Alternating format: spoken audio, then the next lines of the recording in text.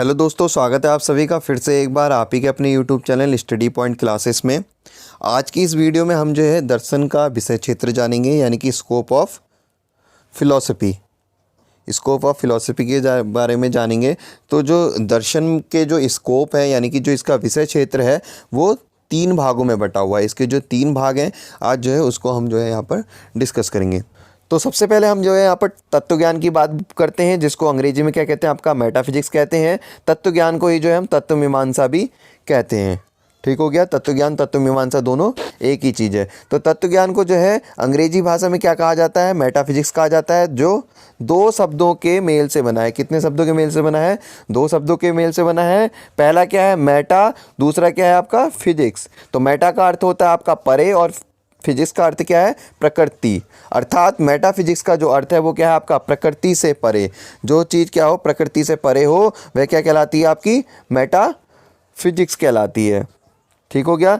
Metaphysics का शाब्दिक अर्थ क्या है आपका, प्रकृति से परे। अर्थात प्रकृति से परे क्या है, मतलब इस जिस प्रकृति में हम रह रहे हैं उससे भी परे क्या, उससे भी अलग हटके क्या चीज़ है। तो इसमें क्या कह रहा है कि इसमें जो है आपका सृष्टि, सृष्टा, सृष्टि जो है आत्मा, परमात्मा एवं जीव जगत के साथ साथ मानव जीवन की व्याख्या और उसके वास्तविक सौंदर्य की विवेचना की जाती है।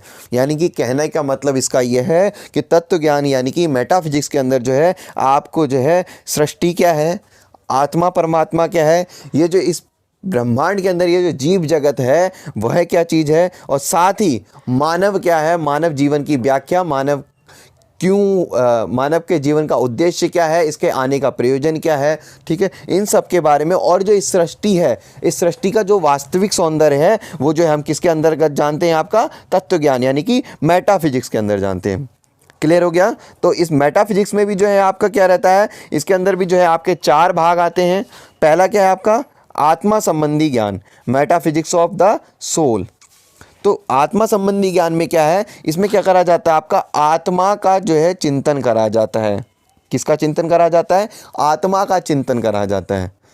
ठीक हो गया। तो आत्मा का चिंतन क्या है, आत्मा से संबंधित इसमें चिंतन करा जाता है, यानी कि आत्मा का अस्तित्व है या नहीं। अगर है तो वह आत्मा का जो संबंध है वो शरीर से जो है किस प्रकार का है। दूसरा देखेंगे, दूसरा है आपका ईश्वर संबंधी तत्व ज्ञान। इसमें क्या करा जाता है, ईश्वर से संबंधित चिंतन करा जाता है। ठीक है, ईश्वर से संबंधित चिंतन, जैसे कि ईश्वर का अस्तित्व है या नहीं, भगवान है या नहीं। अगर भगवान है तो उनका स्वरूप क्या है, वो होते कैसे, कैसे दिखते हैं। ठीक है, उनकी वेशभूषा क्या है, उनका रूप क्या है, उसको जानना। अगर ईश्वर है, अगर नहीं है तो क्यों नहीं है, इसका भी प्रमाण। तो इसमें क्या करा जाता है कि ईश्वर का चिंतन करा जाता है। अगर ईश्वर है तो क्यों, उसका स्वरूप क्या है, अगर नहीं है तो क्यों नहीं है, दोनों चीज़ें हैं। ठीक हो गया। तीसरा है इसमें आपका सृष्टि संबंधी रचना। तो सृष्टि संबंधी में क्या करा जाता है, सृष्टि का चिंतन करा जाता है कि सृष्टि की उत्पत्ति क्यों हुई है, इसका प्रयोजन क्या है, इसका स्वरूप क्या है, इसका विकास क्या है, आदि विषयों के बारे में जो है हम सृष्टि संबंधी तत्व ज्ञान में अध्ययन करते हैं। ठीक हो गया। चौथा देखेंगे आपका, चौथा है आपका सत्ता संबंधी तत्व ज्ञान। सत्ता संबंधी यानी कि सत्ता से तात्पर्य यहाँ पर रियलिटी से है, किसी भी चीज़ की जो है रियलिटी।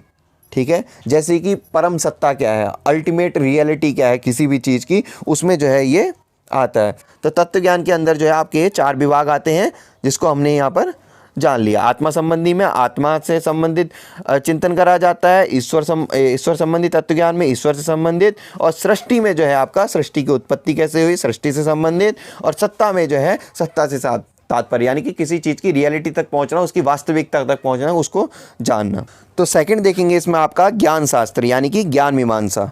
तो ज्ञान मीमांसा को अंग्रेजी में क्या कहते हैं, आपका एपिस्टेमोलॉजी कहते हैं। एपिस्टेमोलॉजी किससे बना है, आपका 2 शब्दों के मेल से बना हुआ है।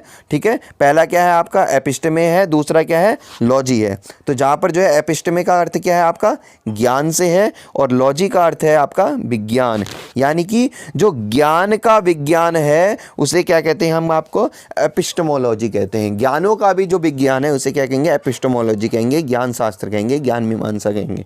ठीक है, इसके अंतर्गत जो है किस चीज़ का अध्ययन करते हैं हम? आपका ज्ञान की उत्पत्ति कैसे हुई, उसकी संरचना क्या है, उसकी प्रकृति क्या है और उसकी सीमाओं के विषय में अध्ययन किया जाता है। एपिस्टेमोलॉजी में क्या कहते हैं? इसका अर्थ क्या है कि ज्ञान का विज्ञान। ठीक हो गया। इसमें क्या करते हैं कि ज्ञान की उत्पत्ति कैसे हुई, इसकी संरचना क्या है, उसकी प्रकृति क्या है और उसकी सीमाएं क्या हैं, इन सब के विषय में इसका अध्ययन करा जाता है। क्लियर हुआ? नेक्स्ट देखेंगे आपका मूल्य शास्त्र, जिसको क्या बोलते हैं आपका एक्सियोलॉजी। तो मूल मीमांसा को या मूल शास्त्र दोनों एक ही चीज़ है। मूल मीमांसा को अंग्रेजी में क्या कहते हैं आपका एक्सियोलॉजी कहते हैं, जो दो शब्दों के मेल से बना है। पहला है क्या आपका एक्सियोस है और दूसरा क्या आपका लॉजी है। एक्सियोस का मतलब है आपका जहाँ पर मूल्य से है और लॉजी का अर्थ क्या है आपका विज्ञान से।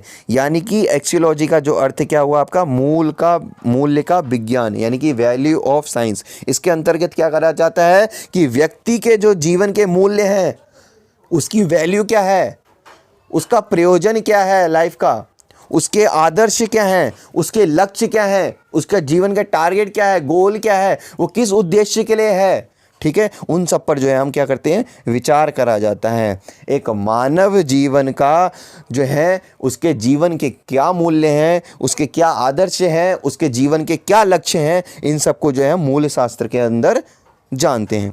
ठीक है, तो इसमें भी जो है इन्होंने जो है इसके 3 विभाग दे रखे हैं। पहला है नीति शास्त्र। ठीक हो गया। तो नीति शास्त्र में हम क्या करते हैं, इसमें जो है हमें क्या जाना जाता है, हमें नीति शास्त्र कहने का मतलब है कि क्या चीज़ उचित है, क्या अनुचित है, क्या नैतिक है, क्या अनैतिक है, क्या अच्छा है, क्या बुरा है। ठीक है, इन सब के विषय में हम जो है यहाँ पर जानते हैं। यानी कि व्यक्ति और समाज के मध्य जो अच्छे और व्यक्ति और समाज के जो अच्छे और बुरे कर्तव्य हैं उसके बारे में हम यहाँ पर जानते हैं। नीति शास्त्र कहने का मतलब है नैतिक शास्त्र से जुड़ा हुआ है कि आपके लिए जो है क्या चीज़ अच्छी है, क्या बुरी है। ठीक हो गया। और व्यक्ति और समाज के बीच जो है किस तरह के जो है व्यवहार रहने चाहिए, उनके क्या कर्तव्य होने चाहिए, इन सब के बारे में यहाँ पर जाना जाता है। तो सेकंड है आपका इसमें सौंदर्य शास्त्र। तो सौंदर्य शास्त्र में हम क्या जानते हैं कि सौंदर्य का स्वरूप क्या है, उसका अस्तित्व क्या है, उसकी वास्तविकता क्या है, उसके महत्व क्या है, इन सब के बारे में हम यहाँ पर चिंतन करते हैं। थर्ड है आपका तर्कशास्त्री, लॉजिक। यानी कि किसी भी चीज़ के बारे में, किसी भी वस्तु के बारे में तर्क वितर्क करना।